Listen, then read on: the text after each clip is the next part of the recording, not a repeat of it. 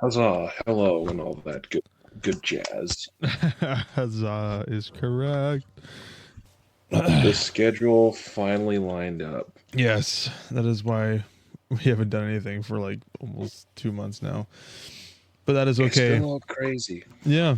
Well, your new job and your burrito making, and Side note, I was making a burrito before this episode. there you go. I'm quite excited to take it to work in my lunch tomorrow. It will be very tasty. Very fantastico. Indeed. Indubitably. Dude, blueberry season's back, and I always forget how much I love blueberries. And then my parents got some, and it was a big box. I don't know, 1.5 by 1.5 by half a foot. It's a decent box. And the entire thing was demolished in 15 minutes with my family. That is impressive. It was destroyed. And then Ab got some blueberries for just the two of us at home. And I just love blueberries, and I always forget how much I love blueberries until I have them. I have a thing for you to try then. What's that? So I have this wonderful device called the Ninja Creamy. You're gonna have to spell that out for me. So the Ninja Creamy, it's a wonderful little device. It makes ice cream. It's fantastic. You just put whatever your ingredients you want into this little jug. You stick it in the freezer for a few hours, and then when you pull it out, you put it through this device, which I'm pretty sure if you took the internal mechanics out of, you could run your freaking car on it. Okay. Things got some motor to it. Okay. And it just blends it all up and mixes it up into a lovely, wonderful ice creamy concoction. That sounds very intense, and that sounds awesome. It is. So the thing for you to try is this colorful little recipe I picked up. Now, originally it's for raspberries. I have tried it with blueberries, and it's pretty dang good. Okay. So basically, you just take a bunch of your berries of your choice, and you just kind of throw them all in the jug until you get it mostly full. Then you fill it the rest of the way up with some sort of milk. I go with whole milk. You know, that's just how it is. Nice. You let that freeze. You take it out once it's frozen. You run it through the device. Once you've got it like thoroughly mixed up, you add in a little bit of coffee creamer. I go with like a no-fat French vanilla creamer in there. You run it through again, and oh man, when I tell you that is some of the best stuff I've had in a long time, oh man. Is it some of the best stuff you've had in a long time? It's some of the best stuff I've had in a long time. It's just like blueberry ice cream. I'd argue it's even better than just blueberry ice cream. It's pretty dang good. Okay. Well, there you go. We have to get yet another appliance in our place then. Yes. Yes. I apologize for making you get another appliance. Hey, you know what? What is life if not for an abundance of small appliances that take up your counter space? Right? No, this is awesome. Good to be back. Let's jump to Lightspeed and get on to what we're gonna talk about today. It's so cool. We already have the bonus episode recorded up today. Oh no, that's just the intro. Let's do it. I'm going to make the jump to light speed.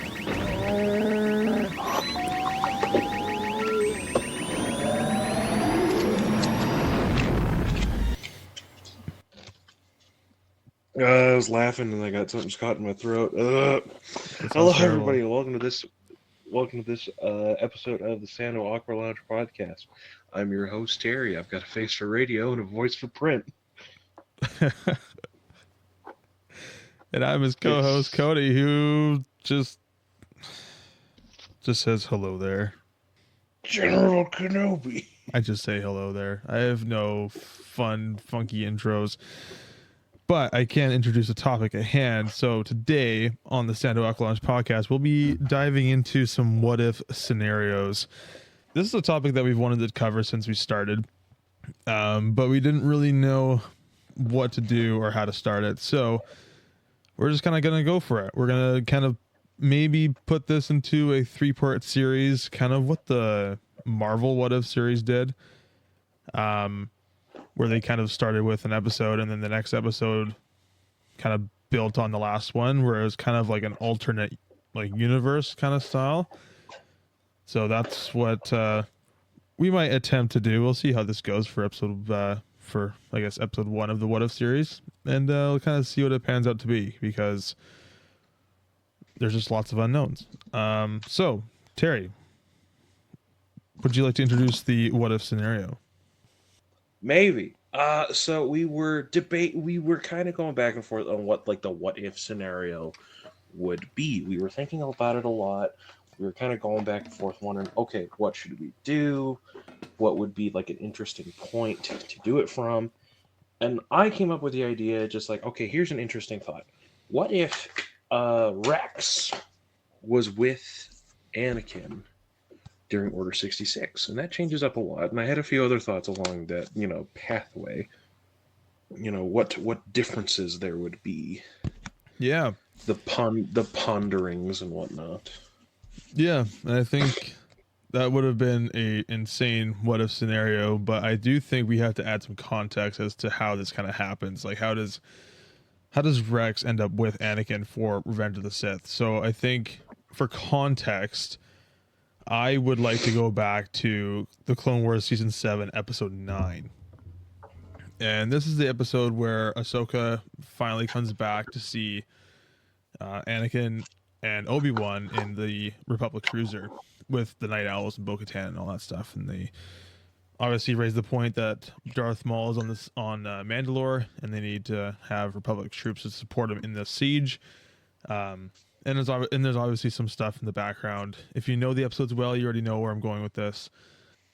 So we know in the scene, Anakin gives Ahsoka lightsabers, and there's a really cool moment that they have after like a season and a half, if not more, of time spent apart. And this is a pretty big chunk of time, because Anakin's hair is super long by season 7. So, in the scene when the alarm starts to go off and basically announces, hey, this is the start of Revenge of the Sith, at least an hour before. And they have this little thing that like Ahsoka needs to have troops. Anakin's trying to negotiate with Obi-Wan on her behalf, basically, and saying, let's divide the 501st. Rex can be a commander, and Ahsoka goes with him as an advisor, and then the whole thing kind of ensues the way it does. Ahsoka and Anakin say goodbye, as per the show, and Rex goes with Ahsoka. So now, and we know what happens with the Clone Wars finale and all that stuff. So instead, we're going to backtrack. At least this is for my scenario. I know we wrote different things. At least have different ideas of how this is going to go play out. So I think this is really a cool way to start it. So my story starts off at the beginning where Anakin's basically saying, hey, what if I just promote Rex, start a new division, and Ahsoka is the advisor, basically. So in this scenario, Rex hesitates to be promoted to commander, and basically he just doesn't want to be promoted to commander. And we know this for a fact in season 7, episode 11, when Rex and Ahsoka go out to meet Jesse and the rest of the 332nd on the Republic cruiser hangar. And Jesse basically accuses Rex of violating Order 66 and demotes him of his rank and all that stuff. And then Rex is basically like, I didn't like being commander anyway. And then the rest of the chaos ensues. Things go terribly wrong. Yes, in probably the most spectacular fashion.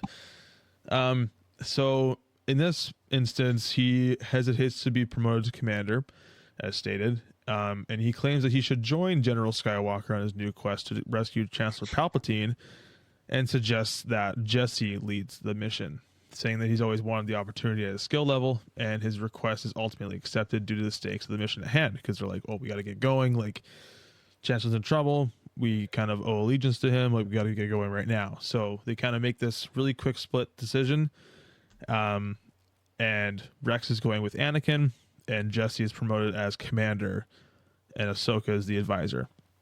So Ahsoka says goodbye to Rex, perhaps a nod to a quote that they said in the very first introduction between the two characters in the movie. In my book, experience outranks everything, which would be kind of cool. And then Ahsoka says goodbye to Anakin as per the show. Revenge of the Sith kind of plays out as it does, just adding commander statements from Rex. However, he doesn't join Anakin and Obi-Wan to rescue Palpatine on the Invisible Hand, and for obvious reasons, because there's lightsaber fights and you want to kind of keep it from not changing it too much, because we're trying to get to this moment where Order 66 is coming. So, jumping forward to that moment, I'm kind of imagining like an extra little tidbit scene here where like Rex is busy forming up the 501st at their barracks on Coruscant to receive their new orders from the Chancellor. And then it comes into their helmets. Execute Order 66. And in walks Anakin Skywalker, and the 501st raise their blasters, basically like, oh, he's a Jedi, he's gonna come, and we gotta kill him. But Palpatine comes in at the same time and announces the newly named Darth Vader. And then the blasters are instantly lowered, and there's a salute, and it's given to their familiar general from the Clone War. So they're reunited. They kind of get renamed to Vader's Fist as per regular timeline. Rex, and this is where I think would get interesting, is that in the Clone Wars show, Rex is super hesitant about the Order. Like, he can kind of feel it sort of turning his mind a little bit, where he's super shaky.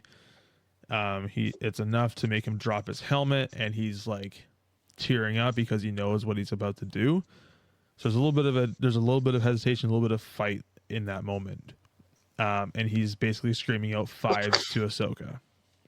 So in this instance, Rex is still slow to the order, but instead of like screaming out fives, he kind of just mutters it and he goes, fives. And eventually he's taken over. And then I would imagine that Anakin still cares enough, despite him being Vader, and being like, hey, is anything going on? Like, what's up? Like, it's not a big deal. Like, it's just the new orders that we've been given. And Rex kind of goes, just five. Something is different. I don't know. And then Vader kind of snaps him out of it. And the mission begins. Because of this initial hesitancy from Rex that Vader definitely sees, he keeps him as a captain and doesn't promote him to a commander. What do you think of that start so far?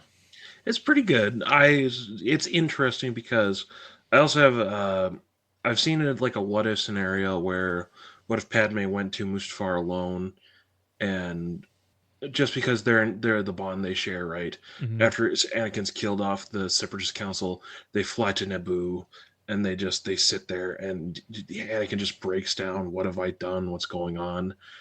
And Padme's just like, okay, just what's happening? What's happened? You know, and they speak and just like, this is what's happening. I've done something terribly wrong. I've messed up, and it's essentially like a very quick to the front sort of, not necessarily turn face or turn about rather, but it's a moment of clarity of, oh, what have I done? Why have I done this? What have I done? Mm-hmm. But the intense, connection that him and Padme share was enough to pull him out of that, instead of, because you had that moment in Revenge of the Sith where he thought about running away with her before that all got dashed against the rocks as Obi-Wan, marched out of the ship. Yeah. Leave everything else behind, but we still can. Yeah.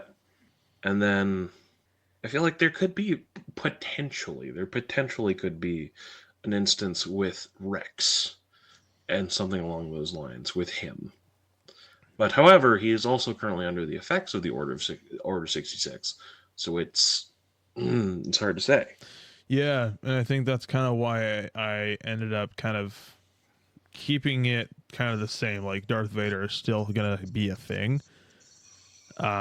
Just because when you're doing what if scenarios, I've always found it so difficult to because I always think of what else is affected.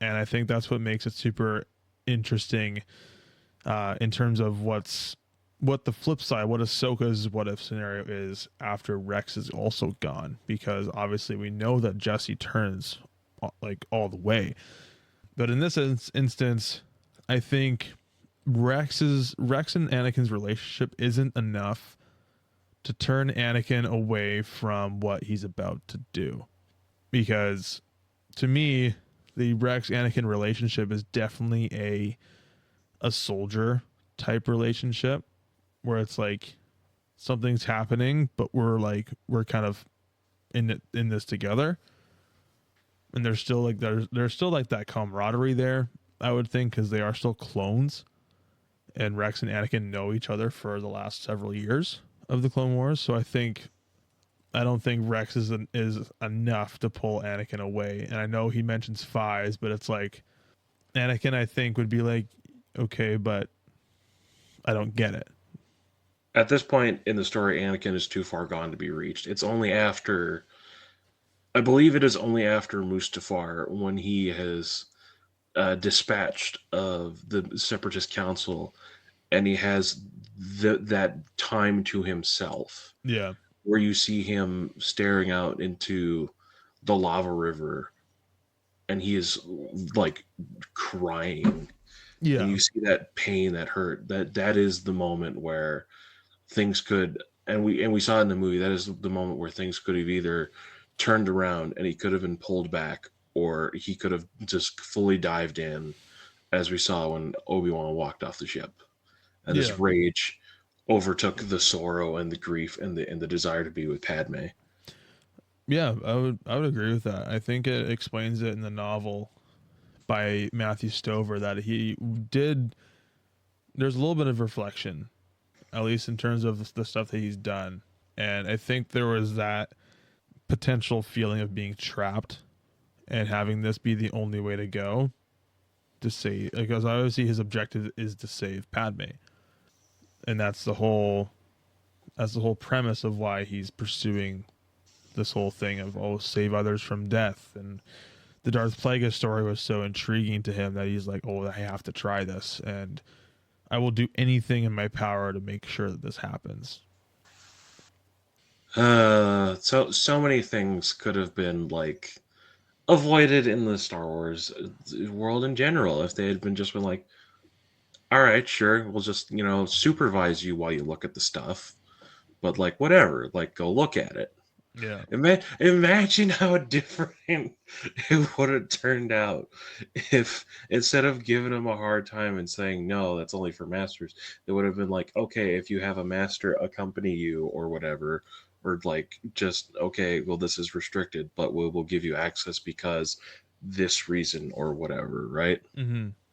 Yeah, absolutely.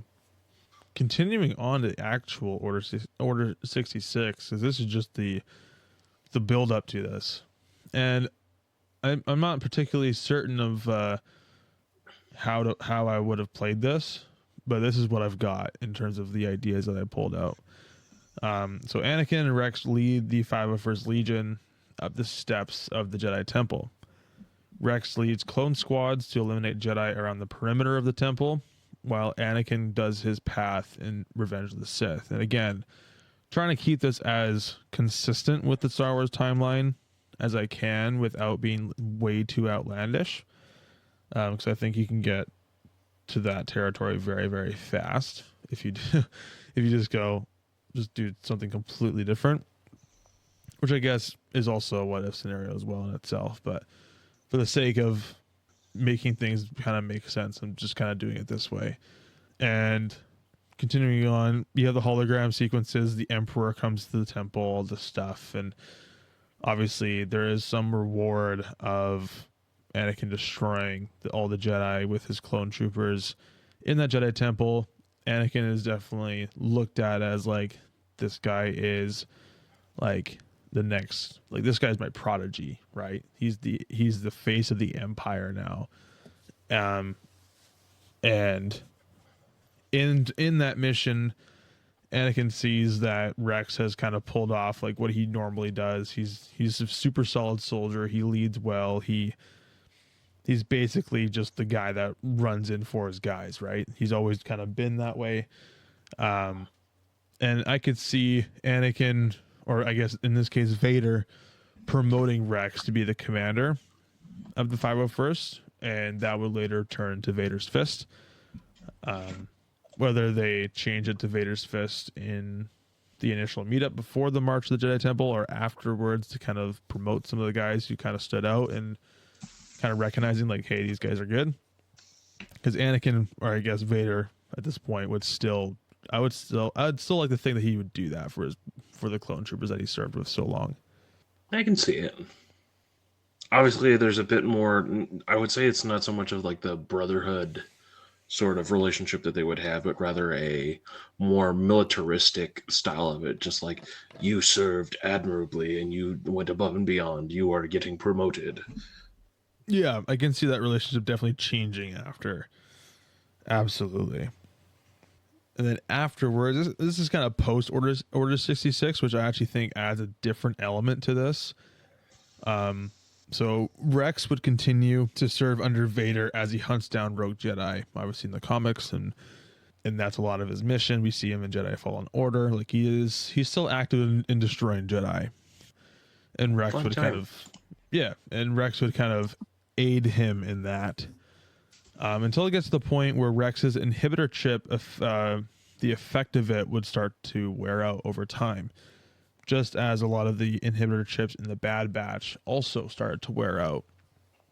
And that's why the Empire ended up trying to get rid of the clone troopers and trying to do like enlisted recruits instead. Yep. Which I'm actually almost done watching Bad Batch for the second time. And dude, it is such a well done show. Like the Bad Batch is something that you should watch like a couple episodes at a time and not like once a week thing. No, it saddens me though, because it's very likely that Bad Batch is going to be the last chunk of Star Wars media we get from the prequel era. Yeah. And that saddens me because that is my favorite era. Yeah, my favorite too. Probably because we grew up with it. Exactly. That's just our jam. That's just the way it is. Yeah. But I had a couple questions because I was like, I'm kind of curious on what you think. So, given that what if scenario that I kind of presented, Rex's inhibitor chip effect would wear out. Does Rex become a runaway clone of the Empire? Does he escape? How does he escape? How does he meet up with other fellow clones that did not follow Order 66? Does he find Cody? Does he find the Bad Batch? Like, what do you think? We see in Rebels and in Bad Batch, they bump into each other here and there. And in Rebels, we see he's with Wolf and Gregor. Yeah, Gregor, yeah. So I feel like after it wears off, Rex goes, what have I done? His mind is clear. He's like, I got to get out of here. I can't be doing this. I can't be dealing with the weight of the guilt of my actions. Mm-hmm. So I feel like the logical choice for Rex is, because they'd be dealing with the rebellion and the Jedi, or the remnants of the Jedi.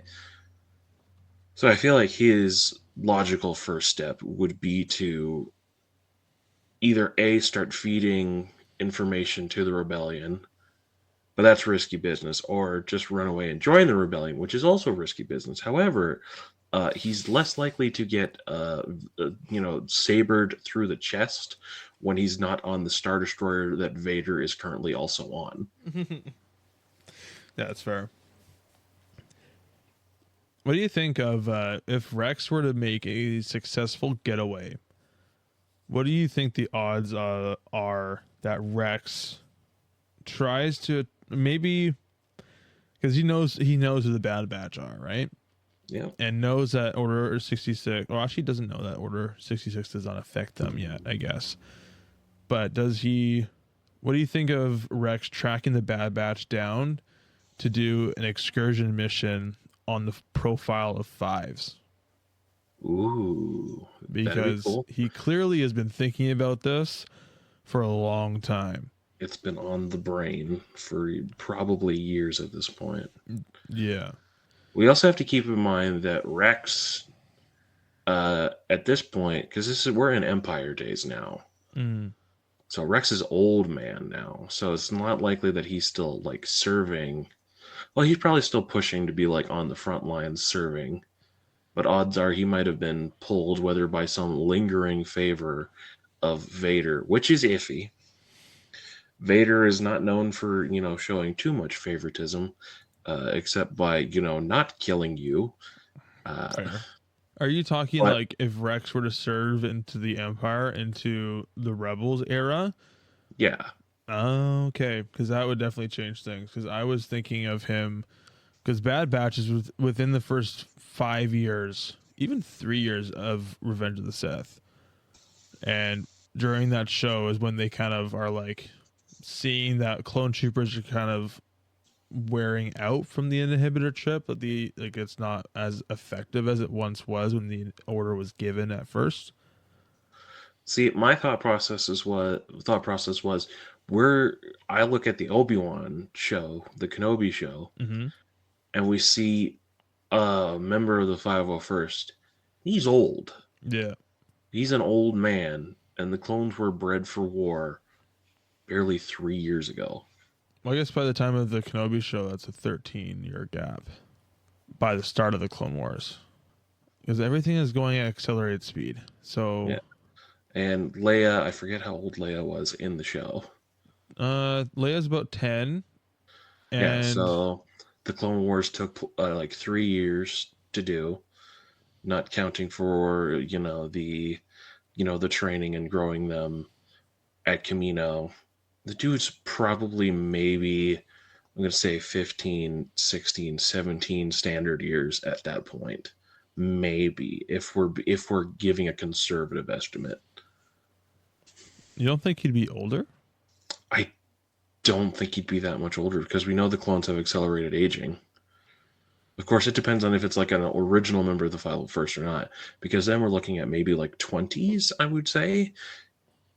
So I guess if it's 20 standard years, you're looking at the accelerated age of about 40 to 50 years. I would even say maybe older, because they were still, I guess, breeding clones at that point for war, to keep refreshing troops. Yeah. He was definitely older. Maybe decided to get off the treadmill and ended up on the streets of whatever that place is, Dayu or something like that. 'Cause my thought process was a couple years after Revenge of the Sith is done, and like we know that in the Legends Marvel comics, Vader's going around hunting Jedi. He fights Kirak and Fila. He fights Jocasta Nu. He goes back to the temple, and that's why he fights Jocasta Nu anyways. And she just has a lightsaber bazooka, pretty much. Yeah. But then my thought was like, okay, well, if the Bad Batch is within the first 5 years and we see a lot of the clone troopers, we look at Commander Wilco, who was there, and then Commander Cody also goes AWOL. So clearly this inhibitor chip was only meant for that one specific moment, which is why Palpatine waited so long to do it. Because you probably knew that the effects were going to wear off over time. So my thought was that in that first 5 years, Rex's inhibitor chip would also wear out over time, and he would realize the mistakes that he was doing, or in the way that he's like, I actually have control over my body again, and now I have a chance to escape. And that's where he would like connect with the Bad Batch and be like, hey, this is what happened. This is how I felt. This is what is happening to a lot of our brothers. We need to go back. But all I know is that I have to find that file on Fives. And that's where we start. So that would be like a mission within the first 5 years of Revenge of the Sith. I can see it. I'm just now thinking it would probably go along the lines of the Bad Batch, assuming the Bad Batch, didn't already make off for Camino, steal Omega, do all that jazz. Yeah. I guess maybe I'm thinking more of a Bad Batch season 2, like midway, or even 3.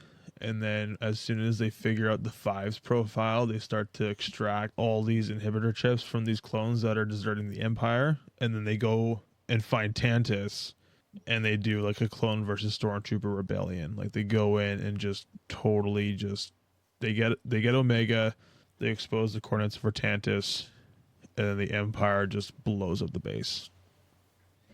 A little bit of a reference to the Battlefront mission of Rebellion on Camino. Mm-hmm. I like it.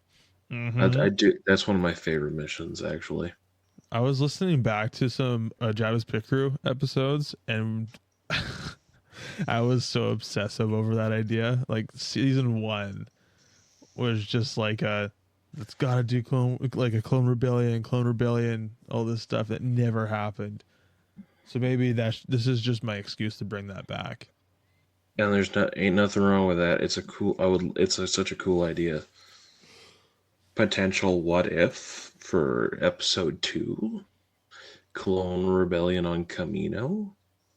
I don't know if it would be on Camino, because I'm like, if this happens midway through season 2 of Bad Batch, or even 3, just before they go to Tantus, I could see it happening like on Tantus, because I think Camino still gets destroyed.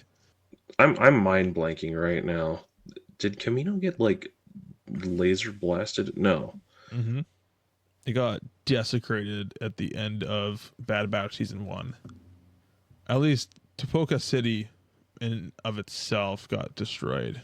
I guess it's kind of unknown if other parts of Camino stayed alive, but I'm also like, I doubt it, because I think Topoka City was the center of the cloning facilities on the planet. During the early days of the Galactic Empire, with the cloning program halted, Camino's civilization was almost completely wiped out via orbital bombardment of all cities and structures, including the capital of Topoka City, leaving only a small diaspora of Kaminoans in Imperial custody are scattered among the stars as all that remained. Yeah. So yeah, for a second, I mind blanked, and I thought, did it get like laser blasted? But like, no, the first planet that suffered that was not Alderaan, but it was I've watched Rogue One maybe twice. Brother, you're missing out.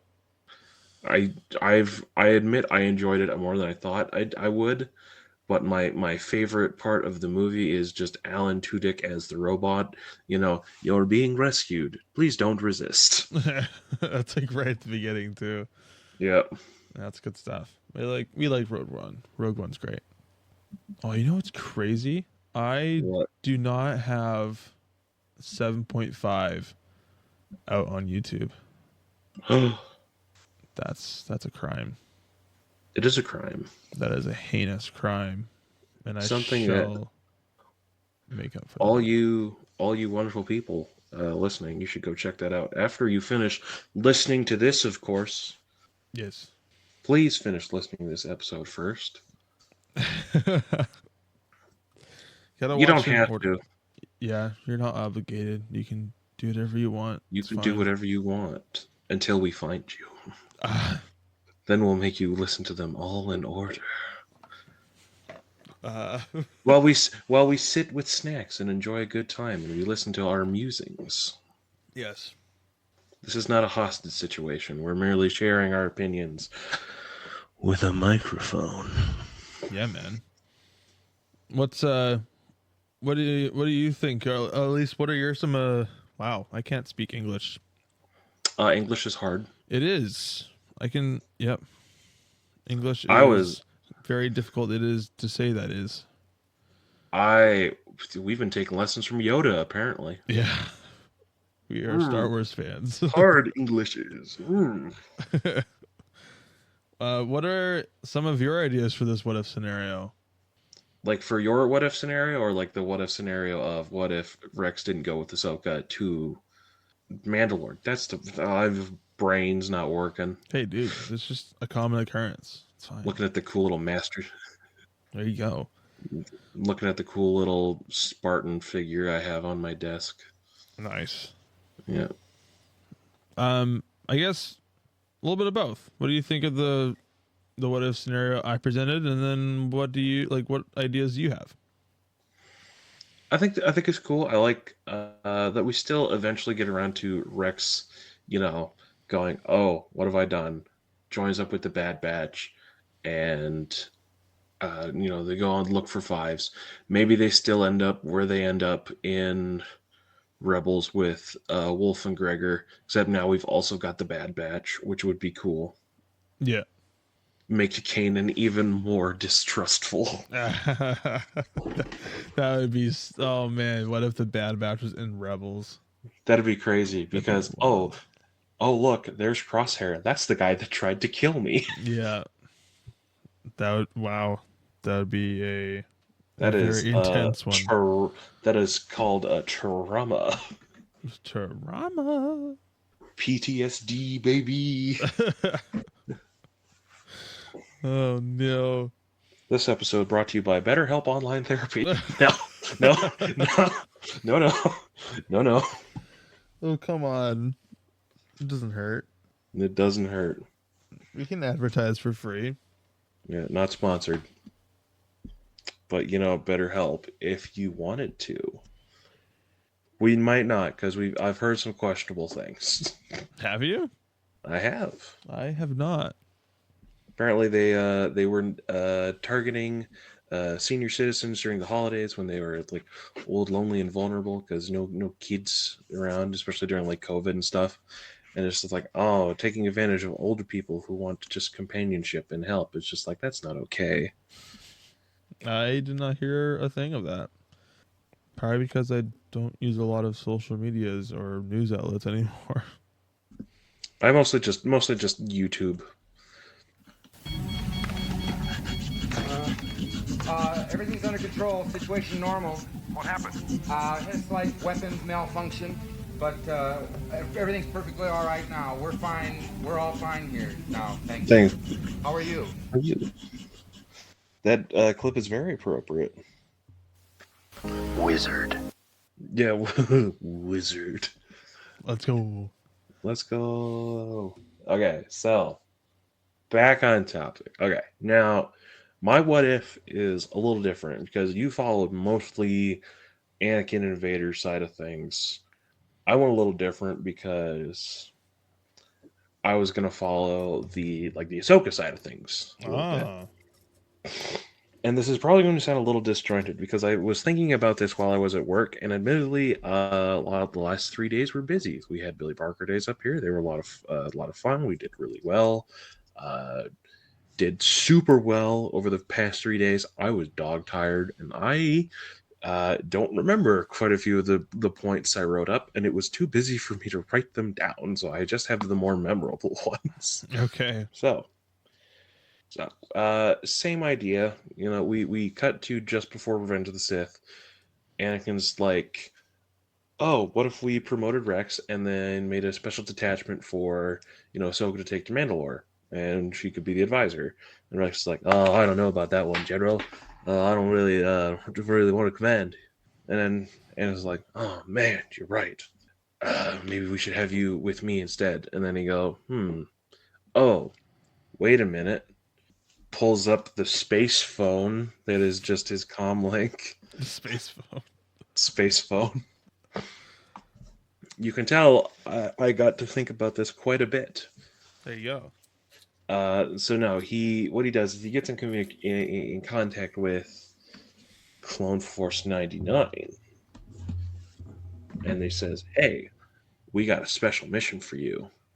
You guys want to take down Darth Maul on Mandalore and help free Mandalore?"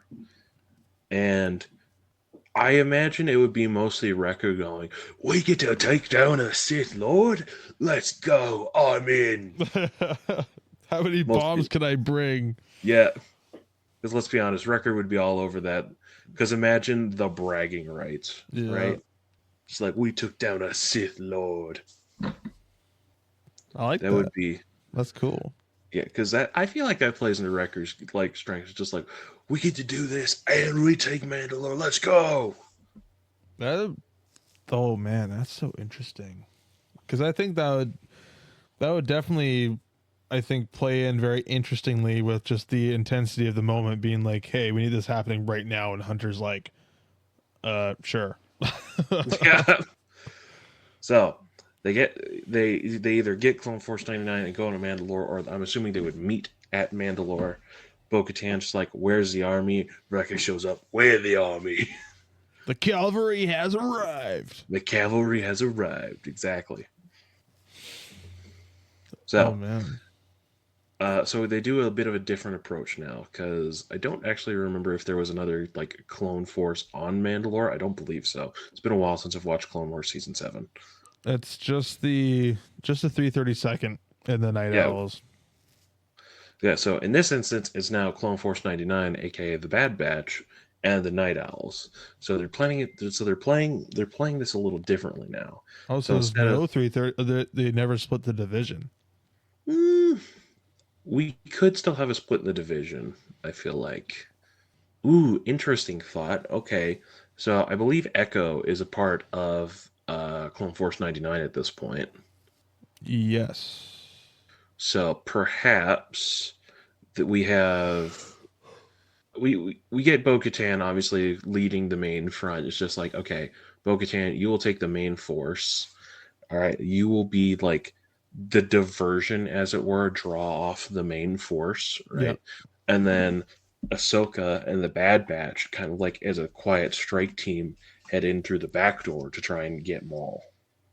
I'm actually like a really big fan of this idea. Okay, so similar idea. They're looking through the palace, looking for Maul, and Ahsoka, in a wise idea, it's just like, okay, here's what's going to happen. I'm going to try and draw him this way.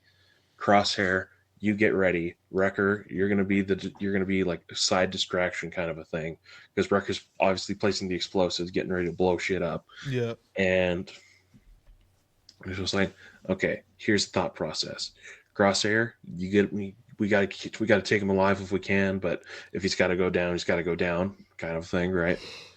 This is Maul, after all. Yeah.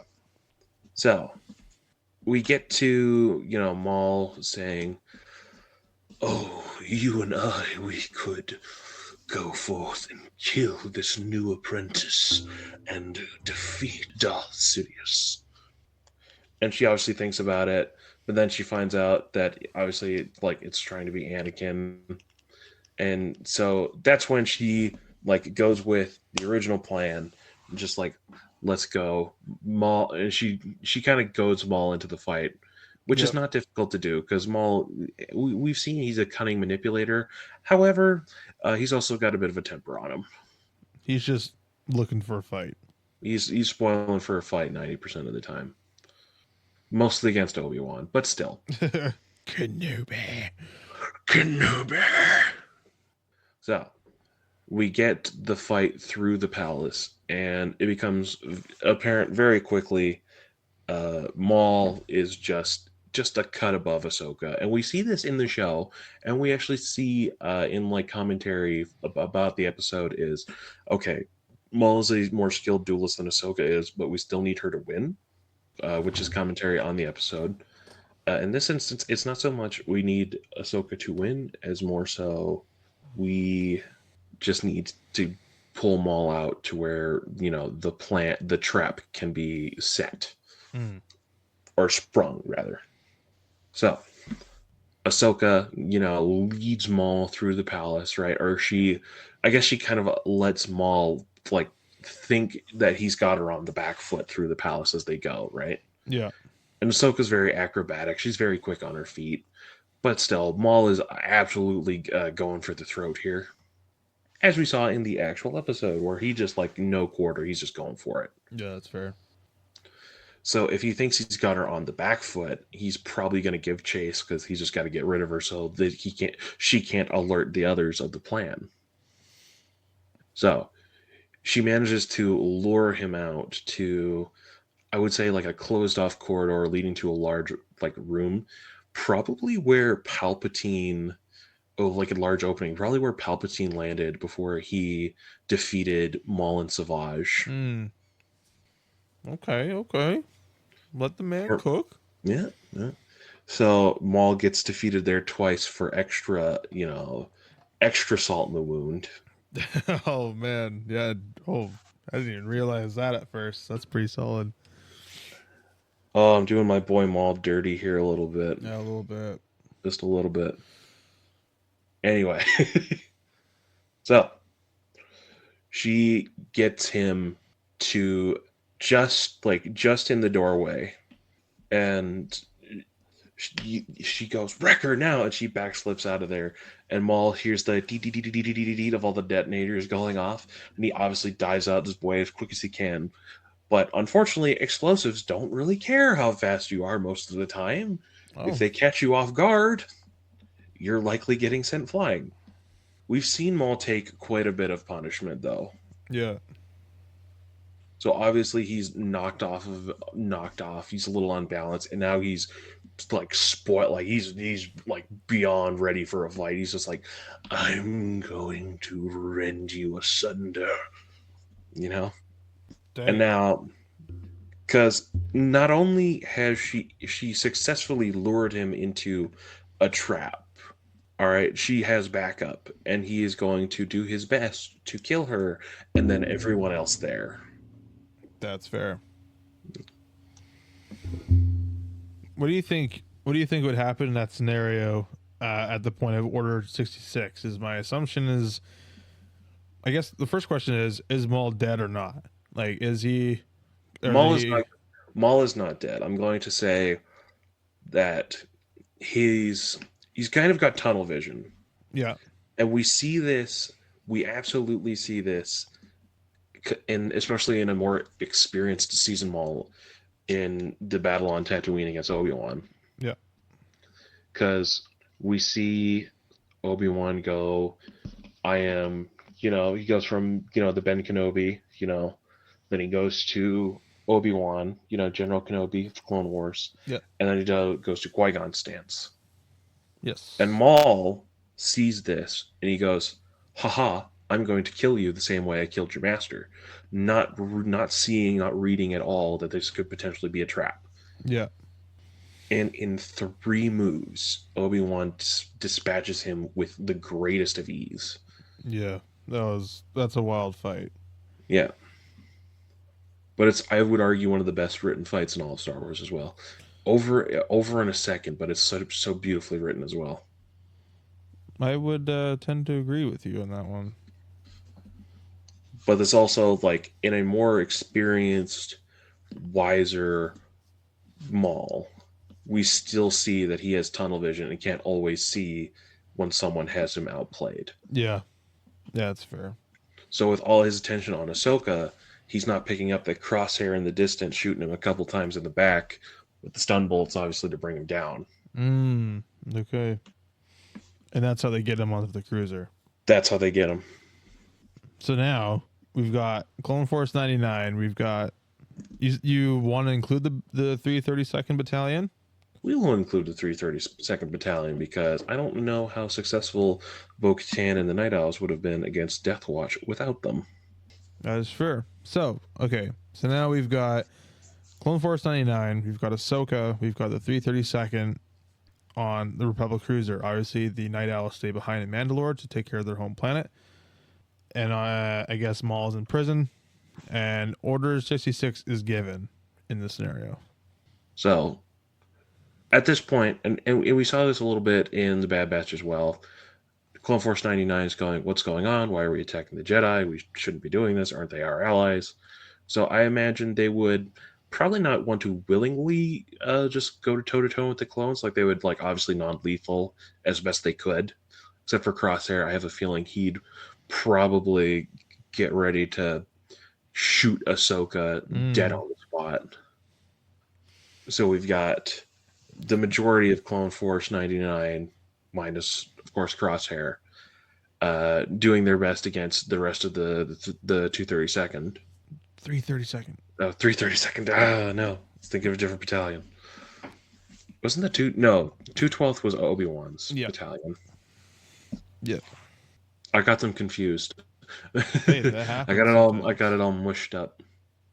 That happens sometimes. It does. So, I think. Oh no, we wouldn't really know for sure because. So they wouldn't really have a reason to suspect anything, but I think this would kind of play into your what if scenario a little bit because hear me out. Something's going wrong with the clones. Who would Ahsoka get a hold of? Rex. Oh. So I imagine she's like, Rex, what's going on? Something's going on with the clones. What's happening? And Rex fighting through Order 66, probably at the temple as we speak, going, fine, fives, as you hear blaster fire in the background. You think he would be conscious of that after he's taken over by the Order? He was fighting hard. I feel like he could muster up enough willpower to get the message through to Ahsoka. Maybe especially if it's Ahsoka's voice. I can especially see that especially if it's break. Ahsoka. Maybe he hesitates one more time in the temple, and then that's when That's when it fully kicks in. Yeah. So, obviously, Ahsoka with the rest of Clone Force 99, again minus Crosshair, lock themselves away. Free Maul. So he creates a diversion, and they get away. They go to the medical bay. Tech is pulling up all the information. He's going, I found what Rex was talking about here. And it's like, here's the data on fives. He went a little crazy and shot his Jedi General, muttering something about the Chancellor had this plan, and he took out his inhibitor chip. We should remove ours immediately. Okay.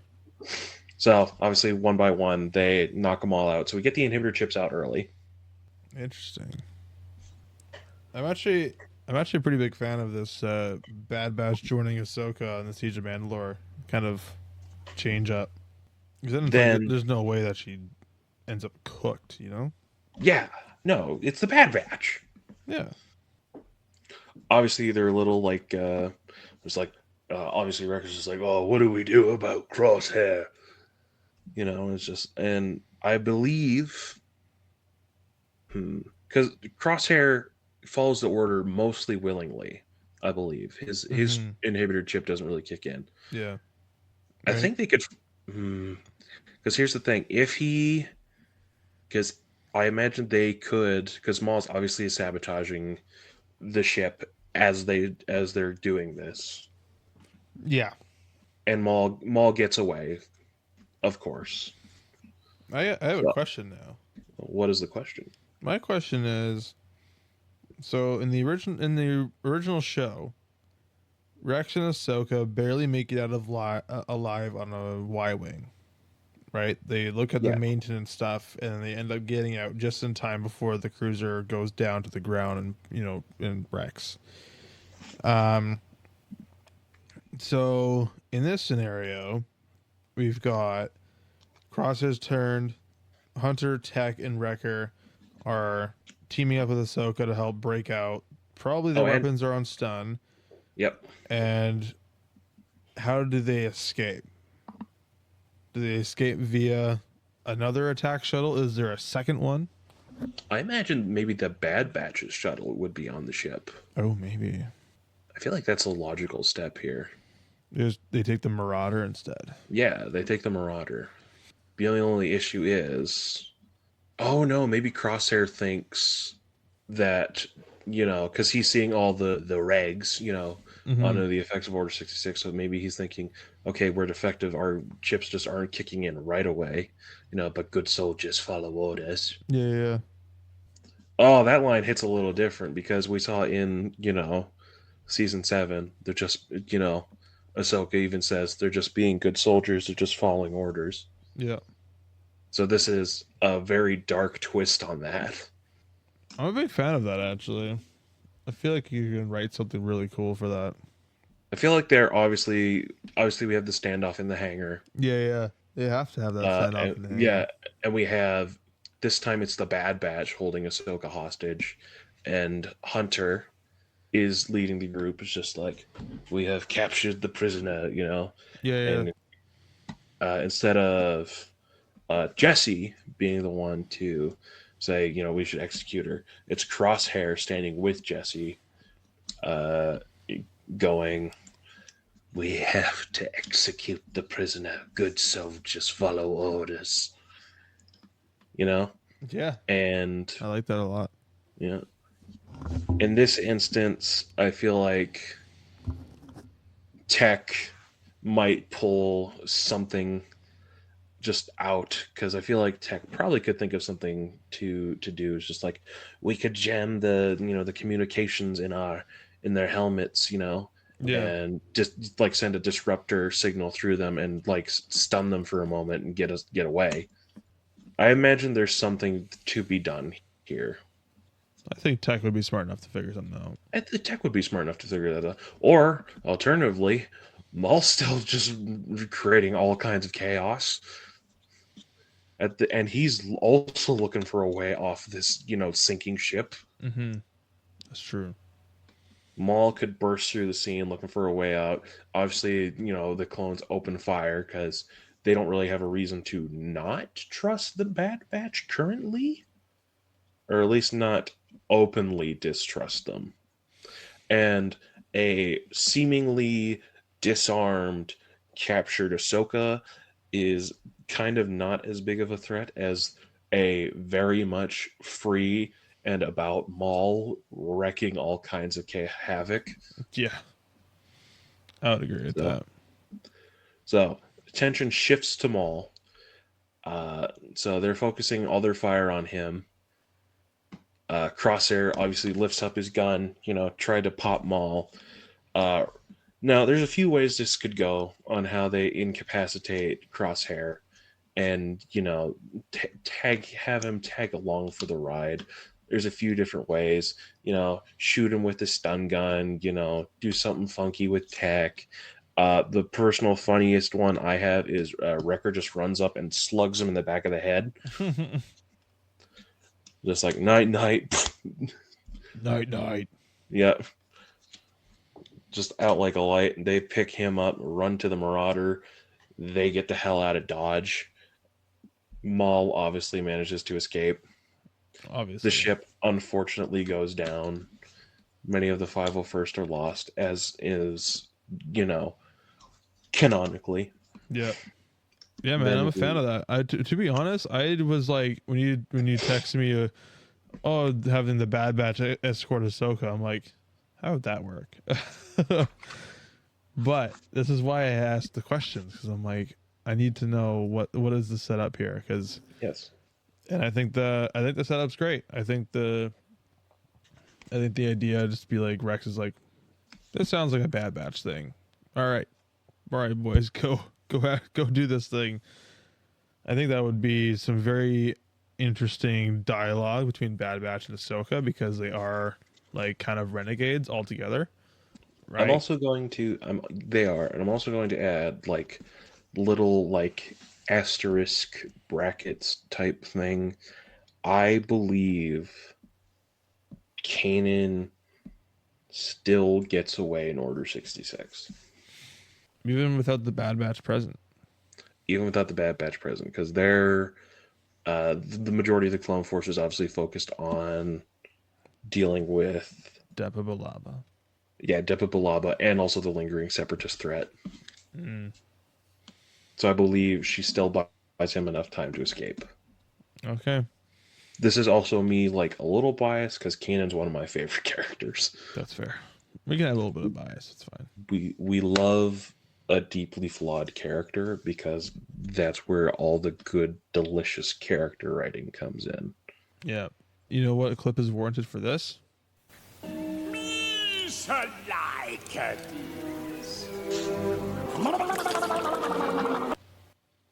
You know what I just realized? What's that? We have unintentionally, very, very, very unintentionally made a very plausible, like we've both done two halves of a very plausible what if scenario. Like we could turn this into like its very own, like, oh, here's their miniseries of like what is the what if, you know? Because we've kind of made two halves of the story here. Totally unintentionally, and I think that's very unintentionally. so good. Oh, I love it. Because I was gonna go a completely different route on Ahsoka's end because I was like, oh, if Rex goes away, how is Ahsoka gonna be around for this, right? And I was thinking of an Ahsoka Darth Maul team up, which also would have been cool to escape because I didn't have the Bad Batch included because of Depa Billaba and Kanan's stories, and I wasn't sure if Kanan would get out alive without Hunter and Tech and Wrecker. I feel like I strongly feel like with the help of Depa Billaba, he could do it. Am I biased here? Yes. Interesting, because that's the thing. I love what ifs, man. It's part of one of my favorite parts of being a fan. We could theorize forever. Oh, I know.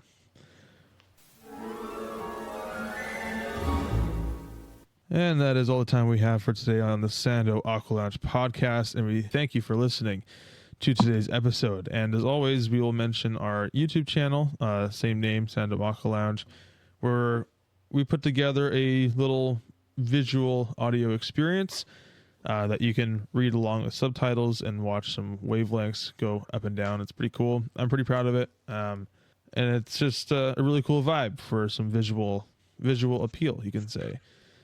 Follow us on Instagram as well and give us some DMs about just any Star Wars questions that you may have, and we will try to address them in the episode that we record next. Stay tuned for the next episode of the What If series, and as always, there's always a bigger fish.